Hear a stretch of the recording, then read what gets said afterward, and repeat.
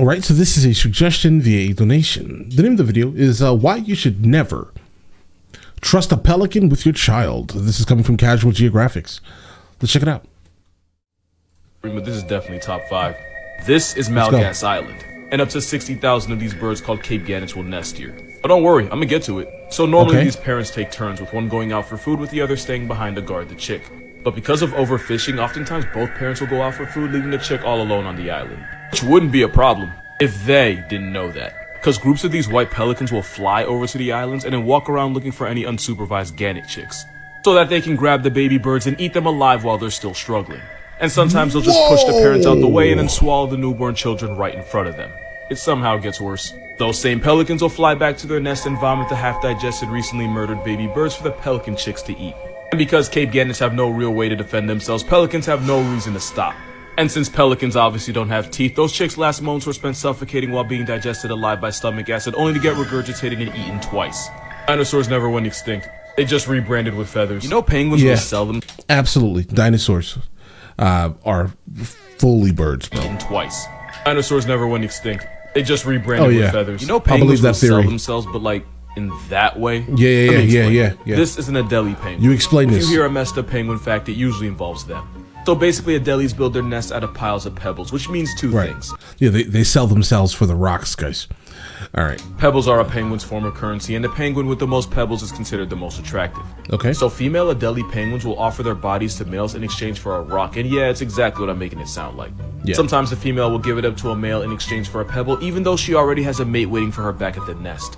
Scientists can't really confirm this, but it's believed the females do this so that if their mate gets packed up by a seal or something, they still have a backup.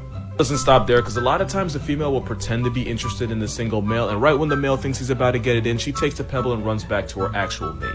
The best example I could think of is if you buy a girl a drink only for her to take it and bring it over to her man on the other side of the bar. Hey, listen, basically, I'm sure that has happened. Cardi B, but you know, without the Cosby part. I've always wondered about that, guys. Why is it that Cosby got arrested and Cardi B is just out here making songs, guys? Listen, they both should have been arrested. But I get it, right? I mean, I guess it's the same reason why Amber Heard now, for somehow, I don't have no reason, I have no idea, is back playing Aquaman. I don't know how you get uncanceled, but either way. And before you feel bad for them, just remember that male Adelies have been known to have relations with injured females, chicks, penguin corpses, and one even hooked up with the ground. To completion. Right. Penguins are dressed as Wall Street brokers, and they have the moral compass of one too. To completion, guys. Ocean of up place, ain't it? That is Nermedia, but it's also called the ribbon worm. That thing that it's doing that's probably gonna get me a guideline violation. Yeah, that's how they eat. Just don't explain it. So that white stuff is its proboscis, and they'll basically shoot it out over a crab or a clam or whatever this thing eats. Also, it gets trapped and can't escape. Some types even inject a paralyzing toxin so their prey can't move, and then they'll add digestive juices so they can digest their prey before it's even in their mouth.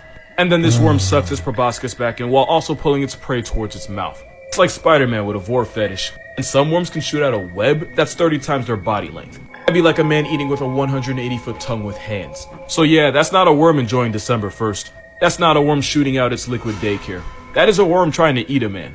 The more you know. Horrifying sound of a woman becoming a hashtag. No. The biggest mistake you could make is going to save that walking woman. Towards that sound. That's not a woman getting turned into a headline. That was a female mountain lion in heat. Female cougars will often make these shrieking, blood-curdling screams when they're in estrus. It's like their Batman signals for getting laid. Answering that call when it's not for you is how you meet Batman's parents. Of course, I'm exaggerating. Cougars are way more afraid of you and will probably go the other way if you pull up on them. What won't go away are the bricks in your pants after you try to be a hero and make eye contact with this walking steroid. I know it's not related, but I'm still going to mention it. Tigers have been known to imitate the sounds of their prey to fool them into a false sense of security before they turn them into a hashtag. In fact, now that I'm thinking about it, this is a margay, and they do the exact same thing with baby monkeys. Now, I'm not saying the cougars do it on purpose, but I am saying that nature is a bitch like that. Also, I forgot to mention that cougars tend to scream while mating. So if you're ever alone in bed and hear a woman on a Tinder date with Joe from you, don't worry. It's just cougars getting more action than you.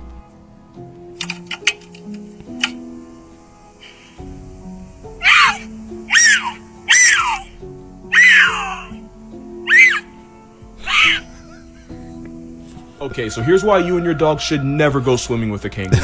One of the kangaroo's biggest It's obstacles just are dingoes. cougars getting Dingoes more often hunt by chasing action their prey into ditches or than towards you. other members of the pack. It's like their version of catching you in an alley. Some dingoes in Central Australia will even chase kangaroos into fences where the dingoes know they can't escape. But whenever a kangaroo is being pressed by a predator, they'll instinctively head to the nearest body of water and then go in where it's deep enough for their arms to be underwater. I call this the around and find out. If the dingo follows it, then the kangaroo will take its arms and force it underwater until it gives up or gives out. And since they've had years of practice, kangaroos are really good at it. The problem is the generational trauma of being constantly hunted by dingoes means kangaroos are born racist towards anything that even looks like a dog. Which is why kangaroos will attempt to reverse baptize any dogs that mess around and get too close. And if you go in trying to be a hero, they'll happily take the 2 for 1. That's of course assuming he doesn't just kick the soul out you That photo was crazy. first.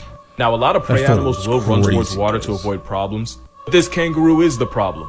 This isn't an invitation, it's an offer to get Uber to your ancestors. Right. You know, around and find out. A known creature gives a New Yorker a heart attack. Hey, relax with your language, bro. Relax I your both language, can bro. and cannot fully explain what that is. It's called a colugo, but it's also known as a flying lemur, even though there's somehow 2 lies in that one name. They don't Okay. fly, they glide, and since they spend most of their lives in their trees, they basically just airdrop themselves from branch to branch.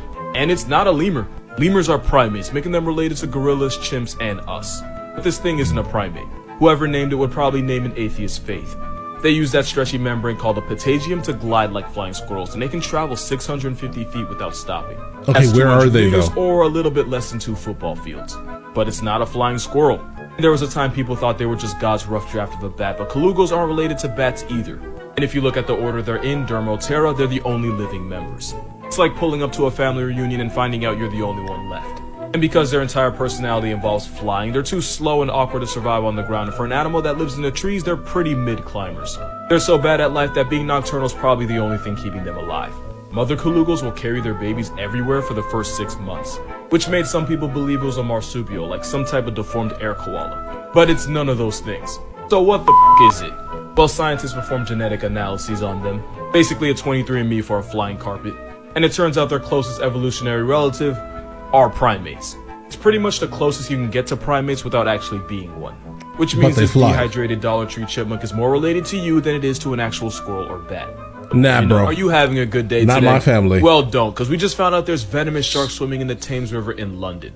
You know sharks, right? You know Right. those things with a built-in GPS that can smell blood from another area code? Okay. With a bite kind of like getting hit with a truck with teeth. Nature said it gave them venom and decided to make it our problem. Now, as a rule, you'd normally Bro, what would they need venom for? expect this kind of nonsense from Australia, so the fact that it's in London makes me really think it's God giving us the middle finger. The worst part is we really shouldn't be surprised. Sharks came up while Saturn was single because they're older than its rings, along with most dinosaurs and trees. I'm not even surprised they evolved venom, I'm just surprised it took me this long to find out. Now, to be fair, But again, guys, why would they need venom? Like, what hunts them? Well, orcas, right? If I learned correctly here. I just don't know why. Why? the sharks are taupe Like, I mean, they're so strong. sharks. And taupe sharks are about 6 feet long, 80-something pounds, and they've never been known to attack a human. Okay. But they also found venomous spur dog sharks.